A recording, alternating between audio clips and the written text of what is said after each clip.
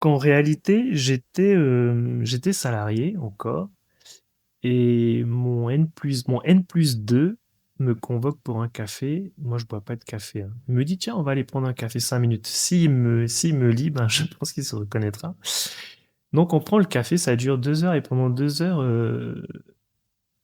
franchement, j'ai pas dit un mot, hein, mais je me fais engueuler. En gros, je suis nul. Donc c'est cette blessure-là. Donc l'idée de ce café-là, c'était qu'on me licencie en réalité. Donc à l'issue de cet entretien, je me suis dit: «Mais attends, moi j'ai fait toutes ces études-là et toi tu viens, après un café, tu veux me faire comprendre qu'on va se séparer de toi?» Et je me suis dit: «Non, c'est moi qui vais démissionner» et ça a été un déclic et à partir de ce jour-là, j'étais dans la performance, dans la surperformance. Waouh! Je sais pas si c'était volontaire, mais en tout cas, je le salue et je le remercie parce que, depuis, ben, j'ai été Tu servi, quoi. performeur, Mmh. enfin, en tout cas, bon, je faisais déjà bien mon travail, hein, mais je le faisais parce qu'il fallait que je le fasse. Par défaut. Alors que là, je l'ai fait déjà dans un premier lieu pour lui montrer que c'était pas lui qui était maître du jeu, que c'était moi qui allais décider si je pars ou pas. Et ben, tout le temps où j'étais dans cette boîte, j'ai jamais eu même pas un avertissement. Mmh. Je sais pas si là, c'est pas de l'ambition, hein, c'est la réalité. Enfin, je sais pas, c'est pas de la prétention. Je me suis toujours attelé à ce que mon travail soit irréprochable. Donc on peut dire que tu as mis, ta souffrance au service Je de ta sais je surperformance. sais même pas si c'était une souffrance pour moi, c'était une insulte. Ouais. C'était une insulte et déjà c'est un travail, j'étais étudiant, c'est un travail que je faisais en part-time side job et je me suis dit: «Mais attends». En réalité, voilà, j'étais vendeur, en vrai. J'étais vendeur et j'avais mon bac+3 là, j'étais en licence monnaie banque finance et je me disais: «Mais attends, moi je fais des études de finance et toi pour ton job de vendeur, tu veux me faire comprendre que tu vas me licencier? Mais c'est pas possible». Donc ben, ça en tout cas, ça m'a Ouais. forgé. OK. C'était une très belle boîte et aujourd'hui, ben, je remercie ce monsieur qui m'a accompagné dans mon développement personnel.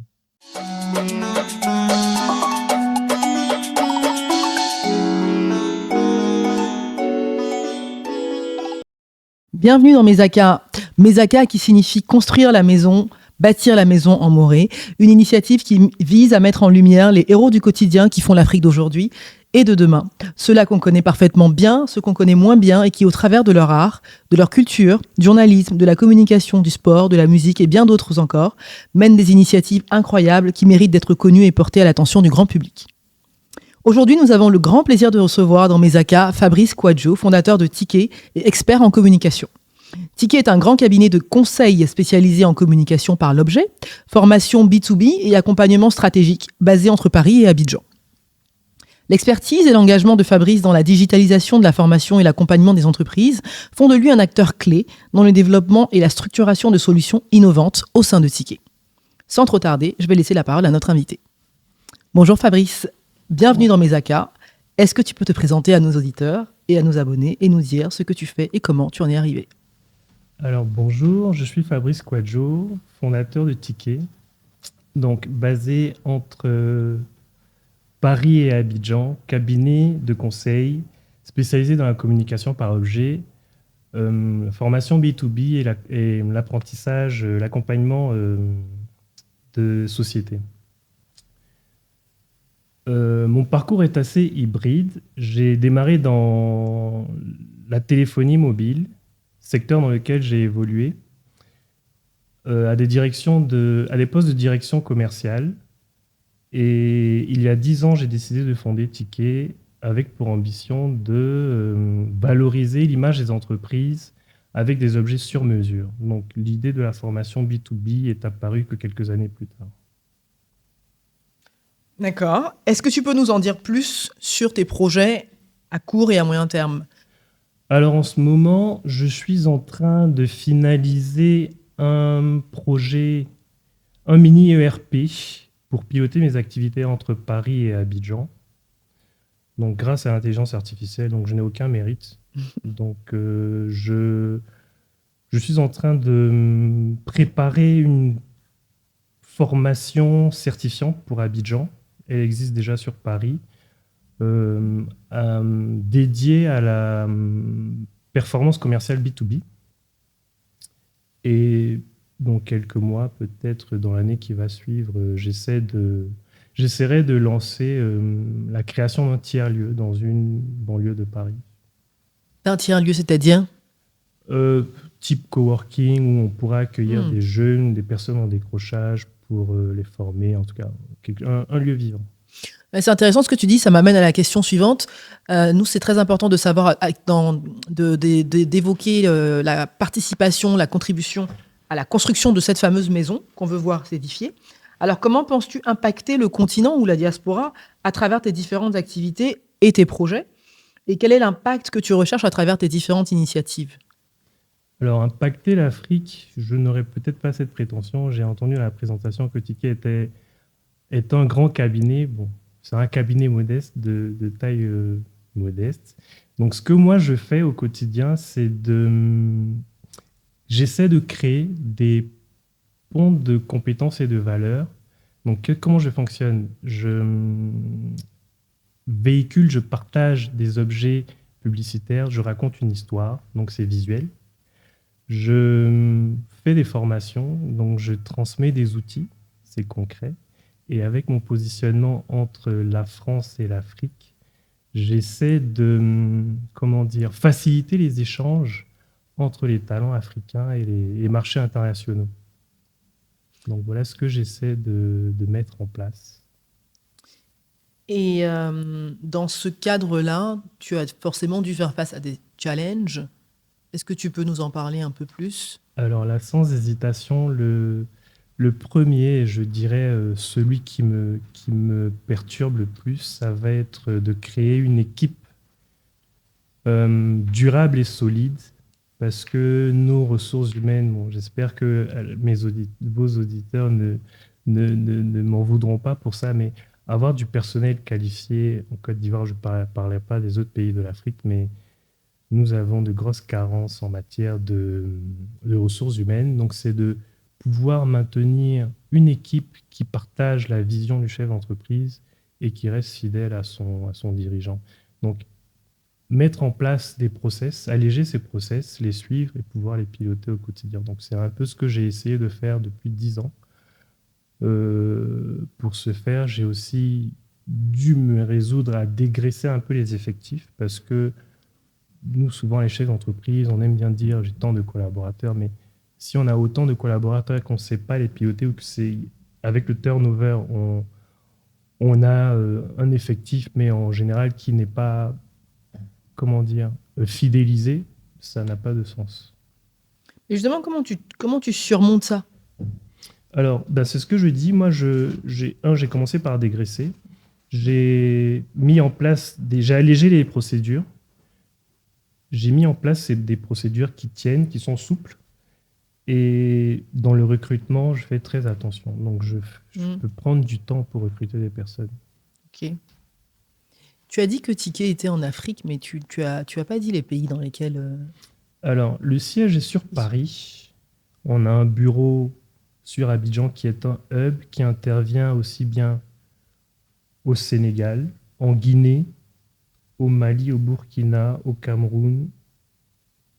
Et je crois que j'ai fait le tour. Hein. J'ai fait le tour, oui.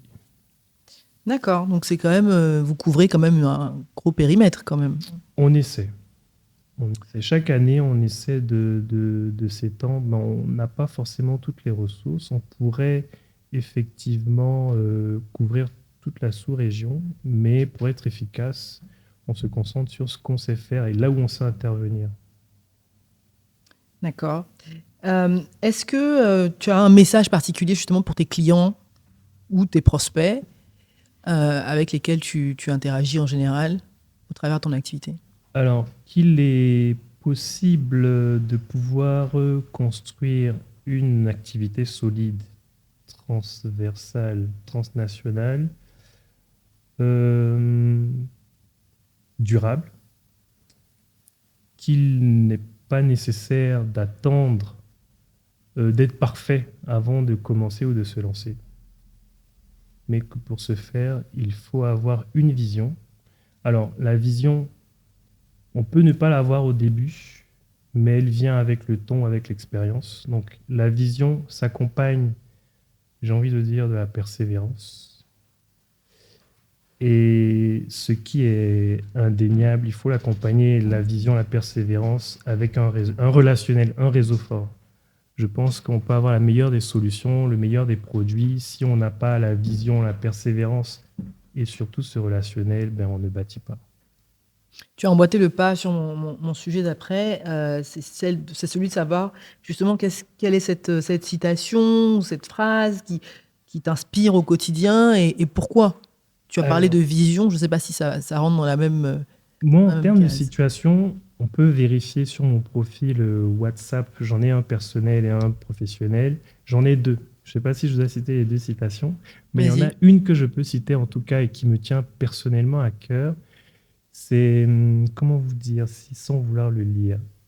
Un homme devrait faire son travail si bien que les vivants, les morts et les personnes à naître ne puissent faire mieux. Ah, répète ça. Un homme devrait faire son travail si bien que les vivants, les morts et les personnes à naître ne puissent faire mieux. Donc ça veut dire quoi? Ça veut dire que le travail doit être impeccable. Donc ça, c'est un peu mon leitmotiv. Je n'ai aucune prétention, mais dans le travail que je délivre, même quand j'étais salarié, hein, pour, pour mes clients, pour la satisfaction du client et quelque part pour moi-même, si je suis pas irréprochable, je peux pas délivrer au client parce que il y a cette notion d'exigence de la qualité et du travail bien fait. En fait, un client qui est satisfait, c'est un client qui est fidélisé et le travail qui est bien fait, c'est indiscutable. Il est justifié par la prestation que l'on va facturer. Donc la deuxième situation, la deuxième citation, si tu n'as pas de questions, que je réfléchis, c'est comment est-ce qu'il faut la dire? En gros, le plus dur. Alors, je peux lire ma note. Oui, vas-y, vas-y. Alors, je l'avais noté quelque part. Le plus dur est de se décider. Je vais la lire. Je l'avais noté quelque part. C'est sur mon statut. Le plus difficile est de se décider à agir. Le reste n'est que de la ténacité. Donc voilà. Explication du coup sur le pourquoi. En fait, pourquoi ça t'inspire particulièrement? Pourquoi? Parce que bien souvent, entrepreneur ou pas, hein, on a un projet, on a une idée et on veut la parfaire. Et on se dit, bon, elle n'est pas parfaite, je l'ai écrit, il faut faire ci, il faut faire ça. Mais en fait, tant qu'on ne se décide pas, ben, on n'avancera pas en fait. Donc il faut, je disais tout à l'heure que, enfin moi je suis perfectionniste. Et quand on est perfectionniste, quand on veut délivrer quelque chose, on n'est jamais satisfait. Donc on veut toujours, il y a un brouillon, et enfin on n'est jamais satisfait. Mais en fait, si on ne lance pas, ben, on n'essaie pas, on ne crée pas. En fait, on ne crée jamais. Très vrai. Donc il faut se décider. Après, on va. Moi, j'ai fait pas mal d'erreurs. Hein. Ça fait 10 ans que j'ai la boîte. Je considère toujours que je suis toujours dans du bricolage. Donc ça m'a fait sourire quand on m'a dit que Ticket était un grand cabinet. Bon. Mais je continue d'apprendre et chaque année, à mon échelle, je grossis, mais je pense que quand je regarde dans mon évolution, il y a quand même, comment dire, je prends du chiffre d'affaires, je prends du portefeuille client, je continue d'apprendre. Donc j'ai eu des échecs, beaucoup d'échecs, mais ce sont des échecs qui sont constructifs. Donc on apprend de ses erreurs. Donc on ne sera pas parfait dès la première année, il faut essayer, il faut se lancer. Tu as parlé de Ticket que tu juges être un cabinet modeste, même si le périmètre est assez large quand même en Afrique. Et ce serait intéressant que tu nous dises un peu plus comment tu as fait en sorte de monter Ticket. Et d'ailleurs, quelle est la typologie de clients que tu accompagnes? Parce qu'on a bien compris B2B, la communication par l'image, etc. Mais est-ce que tu peux, en 2-3 lignes, nous expliquer comment tu arrives à monter Ticket? Comment tu quittes ton salariat pour monter Ticket? Et qui est-ce que tu accompagnes en réalité au quotidien? Alors, c'est Ticket. J'étais salarié quand l'idée de Ticket est née. Et j'étais confronté à un client qui avait besoin de personne. Il n'avait pas besoin de personnaliser, il avait besoin d'une solution. Il devait présenter un projet à un cabinet ministériel, une conférence de ministres. Donc il y en avait, de mémoire, il y en avait 16. Et il voulait personnaliser une solution. Non, il ne voulait pas personnaliser la solution. C'est moi qui lui ai proposé de personnaliser la solution pour avoir un effet waouh auprès de son auditoire. Donc ça a fait tellement sensation que ce client est revenu me voir et il m'a dit, mais franchement, grâce à toi, mon projet euh, avoir, euh, va aboutir. Donc, franchement, tu m'as donné un gros coup de main. Et ça a commencé à mijoter dans ma tête et je me suis dit, mais effectivement, pourquoi ne pas penser à personnaliser les solutions que jusque-là, je proposais en individuel à mes clients. Donc, je me suis lancé comme ça dans la personnalisation. Donc, au départ, ce que je voulais faire, c'était du cadeau d'affaires, mais ma clientèle sur Abidjan n'était pas encore prête. Donc, je me suis lancé sur euh, du publicitaire. Donc, il faut faire une distinction entre le cadeau d'affaires et le publicitaire. Bon, je ne ferai pas cet exercice ici, je pense, ça prendrait peut-être un peu de temps. Donc, je me suis lancé là progressivement et j'ai fait du porte-à-porte.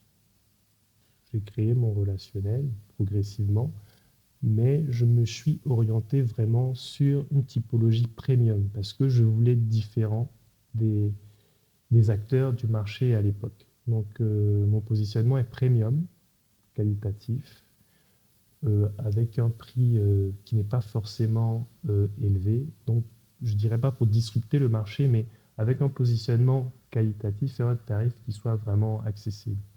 Et progressivement, j'ai eu mon relationnel. Donc c'est comme ça que je réussis ouais, dans le secteur, à me faire connaître et à avoir des clients. Donc l'idée de la formation vient justement parce que l'un de mes clients qui avait du mal dans ses projets de communication ou de commercialisation de ses produits ne savait pas comment traiter ses actions marketing. Donc il vient me voir, il veut que je l'accompagne. Et je me suis dit, ah mais il y a peut-être une demande sur la formation. Parce que lui-même, il n'était pas outillé pour traiter ces sujets de marketing. Donc on a fait un projet pilote qui a bien fonctionné. Par la suite, on a fait des tests sur WhatsApp qui ont très très bien fonctionné à tel point que j'ai dû même presque changer mon numéro de téléphone parce que c'était moi qui étais administrateur sur la plateforme WhatsApp. Et l'idée justement de partir sur la formation est vue de cette demande en Côte d'Ivoire et dans la sous-région d'ailleurs. Parce qu'on avait presque, en 3 semaines, on a réussi à générer 4000 clients d'apprentissage Ah, en quand trois même. semaines. Et franchement, Quand même. mon téléphone n'arrêtait pas de...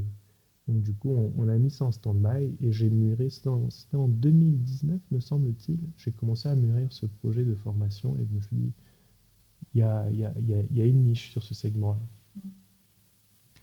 Et depuis 2 ans, donc, je développe une plateforme e-learning qui est fonctionnelle, mais qu'on n'a pas vraiment lancée. On la lance vraiment pour des clients en one-to-one.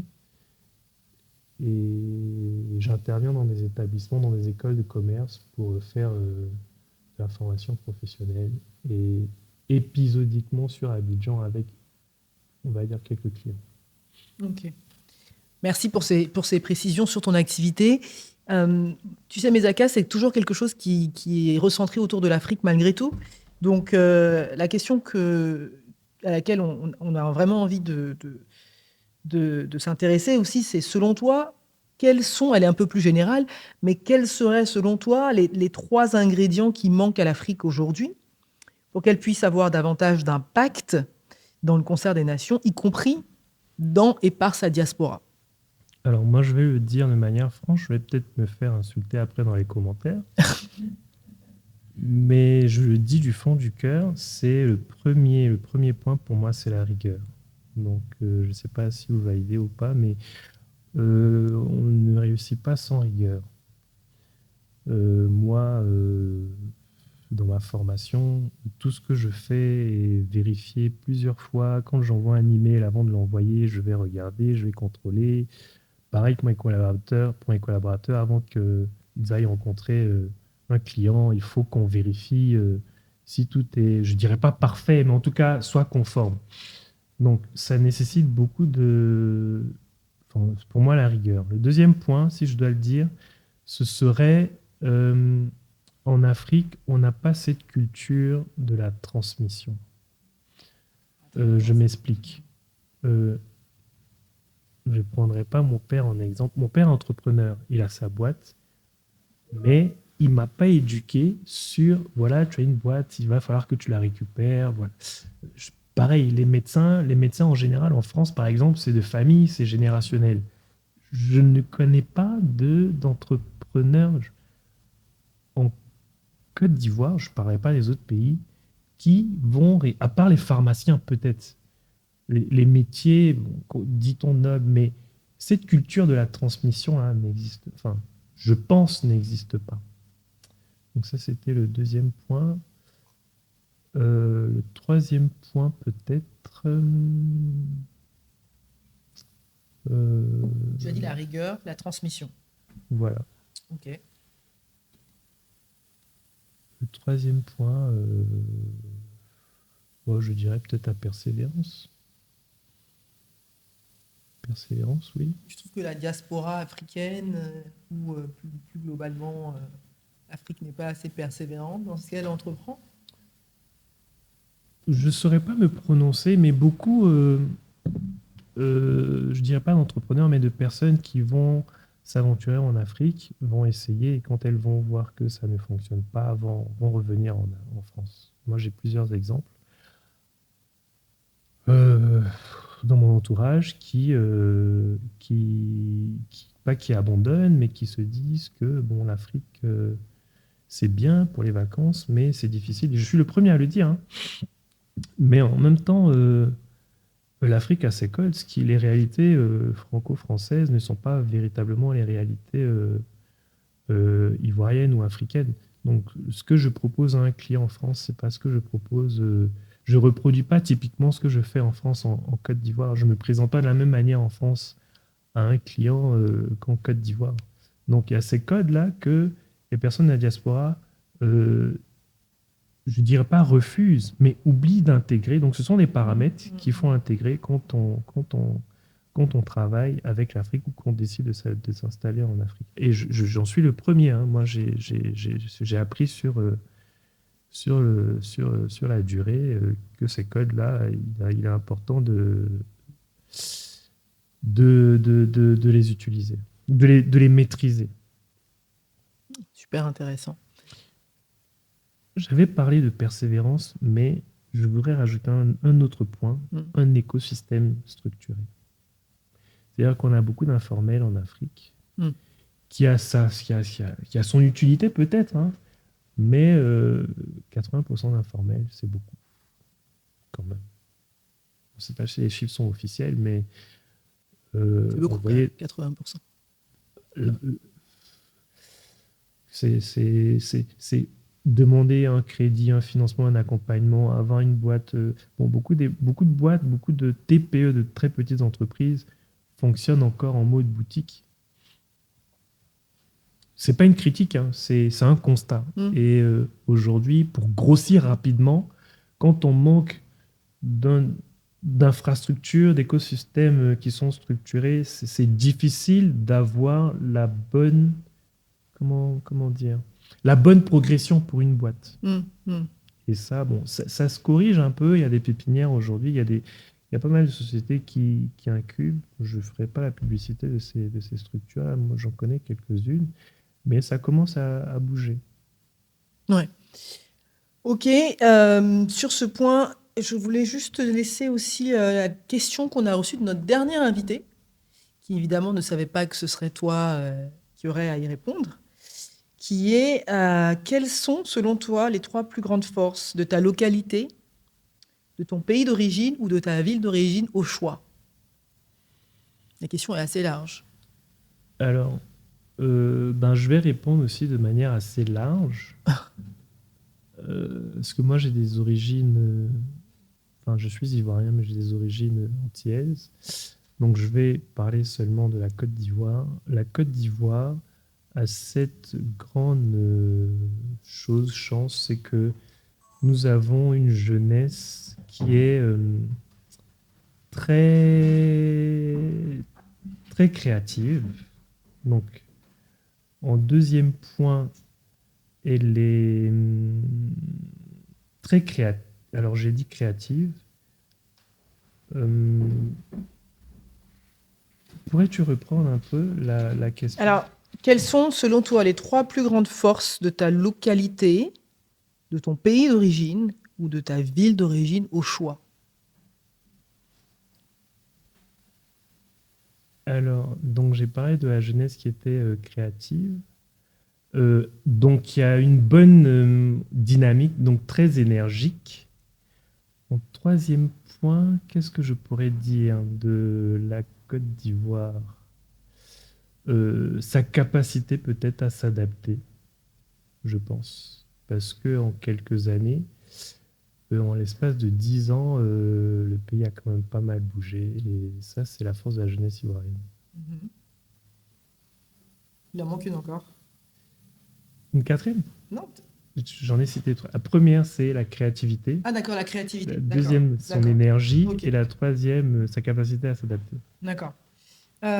C'est intéressant. Tu as L'Ivoirien choisi aime donc tout de ce te qui est positionner nouveau. sur la Côte d'Ivoire alors, et non sur ton autre Ben, à vrai dire, mes Bon, autres origines, c'est culturel. J'ai Hmm. pas d'activité professionnelle.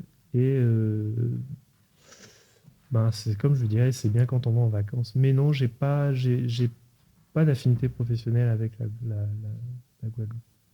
Ok. Et toi, à ton tour, si tu avais une question à laisser à la prochaine personne qui serait assise à ta place, quelle serait cette question? Alors moi, j'ai une question que j'aurais aimé qu'on me pose parce que c'est celle qui m'a construite. Donc je la poserai au prochain invité. C'est quelle est la blessure personnelle qui a fait que tu as pu transformer en force pour te construire? Je ne sais pas si je me suis bien exprimé. Profond. Quelle est la blessure personnelle que tu as pu transformer en force pour pouvoir te construire? Parce que moi, mon histoire est venue d'une blessure. Mais tu nous as pas raconté. Pas demandé. Donc, on m'a pas posé la question. Ok, en tout cas, Mais je peux y répondre. bah, pour le coup, curiosité. Donc, en réalité, j'étais salarié encore. Et mon N+2 me convoque pour un café. Moi, je bois pas de café, hein. Il me dit, tiens, on va aller prendre un café 5 minutes. S'il me lit, ben, je pense qu'il se reconnaîtra. Donc, on prend le café, ça dure 2 heures. Et pendant 2 heures, franchement, j'ai pas dit un mot, hein, mais je me fais engueuler. En gros, je suis nul. Donc c'est cette blessure-là. Donc, l'idée de ce café-là, c'était qu'on me licencie en réalité. Donc, à l'issue de cet entretien, je me suis dit, mais attends, moi j'ai fait toutes ces études-là, et toi, tu viens, après un café, tu veux me faire comprendre on va se séparer de toi. Et je me suis dit, non, c'est moi qui vais démissionner. Et ça a été un déclic. Et à partir de ce jour-là, j'étais dans la performance, dans la surperformance. Waouh. Je sais pas si c'était volontaire, mais en tout cas, je le salue et je le remercie parce que depuis, ben, j'ai été T'as servi, quoi. performeur. Enfin, en tout cas, bon, je faisais déjà bien mon travail, hein, mais je le faisais parce qu'il fallait que je le fasse. Par défaut. Alors que là, je l'ai fait déjà dans un premier lieu pour lui montrer que c'était pas lui qui était maître du jeu, que c'était moi qui allais décider si je pars ou pas. Et ben, tout le temps où j'étais dans cette boîte, j'ai jamais eu même pas un avertissement. Hmm. Je sais pas si là, c'est pas de l'ambition, hein, c'est la réalité. Enfin, je sais pas, c'est pas de la prétention. Je me suis toujours attelé à ce que mon travail soit irréprochable. Donc on peut dire que tu as mis ta souffrance au service de ta surperformance. Je ne sais même pas dire si c'était une souffrance. Pour moi, c'était une insulte. Ouais. C'était une insulte. Et déjà, c'est un travail. J'étais étudiant. C'est un travail que je faisais en part-time, side job. Et je me suis dit, mais attends. En réalité, voilà, j'étais vendeur, en vrai. J'étais vendeur et j'avais mon bac +3 là. J'étais en licence monnaie banque finance et je me disais: «Mais attends, moi je fais des études de finance et toi pour ton job de vendeur, tu veux me faire comprendre que tu vas me licencier? Mais c'est pas possible». Donc ben, ça en tout cas, ça m'a Ouais, forgé. ok. C'était une très belle boîte et aujourd'hui, ben, je remercie ce monsieur qui m'a accompagné dans mon développement personnel.